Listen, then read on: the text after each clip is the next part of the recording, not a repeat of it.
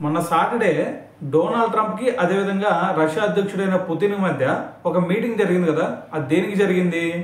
అటువైపు రష్యా అలాగే ఉక్రెయిన్ మధ్య ఏదైతే యుద్ధం జరుగుతుందో దాన్ని ఆపేయాలనే ఉద్దేశంతో ఈ మీటింగ్ కండక్ట్ చేశారు. అయితే మరి ఈ మీటింగ్లో పుతిన్ ఏం చెప్పాడు తెలుసా డొనాల్డ్ ట్రంప్కి? ఓకే భయ్యా, మీరు అన్నట్టుగానే ఈ యుద్ధాన్ని ఆపేస్తాం, కానీ మాకు కొన్ని షరతులు ఉన్నాయి. ఆ షరతులకు కనుక ఉక్రెయిన్ ఒప్పుకుందనుకోండి, సో ఈ యుద్ధాన్ని ఇప్పుడే ఆపేస్తాం అని చెప్పేసి కొన్ని షరతులు పెట్టాడు. సో మరి ఆ షరతులు ఏంది అనేది డొనాల్డ్ ట్రంప్ చెప్పాడు. ఆ డొనాల్డ్ ట్రంప్ ఏం చేశాడు? వెంటనే ఎప్పుడైతే పుతిన్ వెళ్ళిపోయాడో వెంటనే మరి జెలెన్స్కీకి ఫోన్ చేసి చెప్పాడు. జెలెన్స్కీ అంటే ఎవరో కాదు, ఉక్రెయిన్ అధ్యక్షుడు అనమాట. అయితే పుతిన్ ఇలా వచ్చి నాతో ఇలా మాట్లాడాడు, మరి ఈ షరతులకు ఒప్పుకుంటే యుద్ధాన్ని ఆపేస్తా అన్నాడు, మరి ఈ షరతులకి మీరేమంటారని చెప్పేసి మరి జెలెన్స్కీకి చెప్తే అతను సస్యం మీద అసలు ఎట్టి పరిస్థితుల్లో ఒప్పుకునేది లేదు అన్నాడు. మరి ఒప్పుకునేది లేదంటానికి మరి ఏం షరతులు పెట్టాడు భయ్య ఈయన అంటే, ఈయన ఒక ప్రాంతం ఉంది. సో ఆ ప్రాంతం పేరు డొనెట్స్ అనమాట.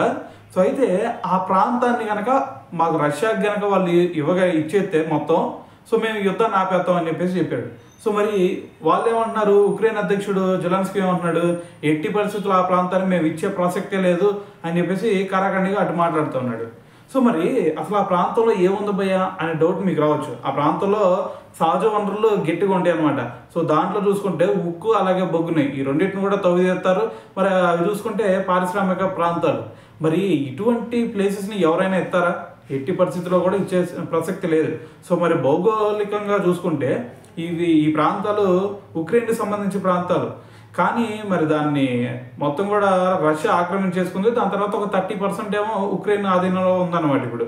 సో ఇప్పుడు పుతిన్ ఏమంటున్నాడు, ఆ 30% కూడా మాకే ఇచ్చేయండి, అప్పుడు మాత్రమే మేము యుద్ధాన్ని ఆపేస్తామని చెప్పేసి పుతిన్ అంటాడు. సో మరి వాళ్ళు ఎట్ట ఒప్పుకుంటారు? సో మరి ఇది చూస్తూ ఉంటే ఖచ్చితంగా ఇప్పుడల్లా ఈ యుద్ధం ఆగే ప్రసక్తి అయితే కనిపించట్లేదు అనమాట.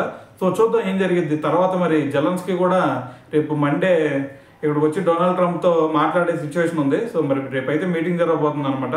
సో మరి ఈ మీటింగ్ కంప్లీట్ అయిన తర్వాత మరి ఏ డెసిషన్ అనేది తర్వాత తీసుకుంటారు.